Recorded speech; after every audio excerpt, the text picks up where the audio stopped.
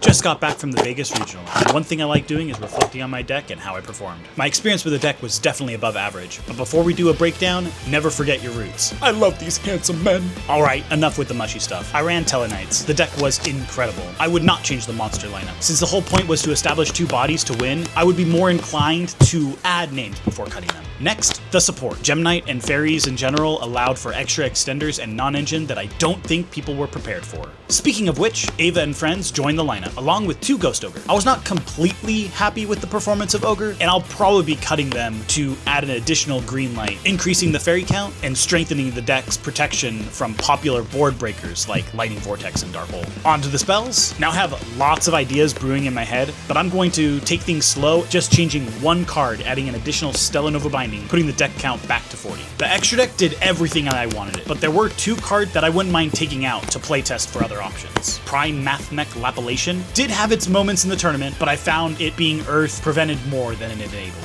So it's being replaced with Dark Tellarknight Ptolemaeus. I've heard rumors of combos with this card, but the only thing that I know is that it works well with Stellarknight Constellar Diamond. The other card that is being removed is Starliege Photon Blast Dragon. As strong as targeting and destruction protection is, I'm still on the fence about this being included on the end board. So introducing Stellarknight Trivier. First benefit is it's an additional name, but also a Trunate plus Hand Rip is so custom, even if you are restricted into summoning only Tellarknights for the turn. Anyway, it's worth a try. The side deck was my only regret. Even with the 12 best cards carrying most of the day, I am upset that I could not utilize the entire 15. Silent Graveyard had so much anti-synergy, and Foolish Return was a great concept on paper, probably should have gone through more testing. Overall, I will be replacing them with Mask of Restrict. It has dual purpose, preventing my end board from being tributed, and completely shut down archetypes that rely on tributing to get their engine moving. At the end, that leaves me with 2 points to play with. The two cards that come to mind is a second copy of Constellar Tellarknights, an additional extender, Rank Up Magic, Magical Force. Being a searchable target with 7th Ascension, we have a few spellcasters in the extra deck that end up in the graveyard to special summon out Number C 104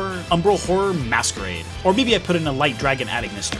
I'm not sure. What do you think I should do? What changes would you make to the list? Do you want to see combos? Am I asking too many questions? Find out next time on Dragon Ball Z.